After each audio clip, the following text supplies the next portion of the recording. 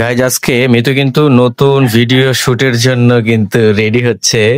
তো তোমার অনুভূতি কেমন আজকে শুটের জন্য? অনেক ভালো। আজকে শুটের জন্য উড়া ধুরা সাজতেছে আর আমারে বলতেছে যে অপেক্ষা করতে। আর কিছু হইলে বলে কি জানেন গাইজ, বলে কি যে আমি নাকি দেরি করতেছি। আসলে ও যে দেরি করে সাজতে গিয়া আধা ঘন্টা 1 ঘন্টা 2 ঘন্টা লাগায় ফেলে। আর এদিক দিয়ে বলে কি যে আমি নাকি খালি দেরি করি।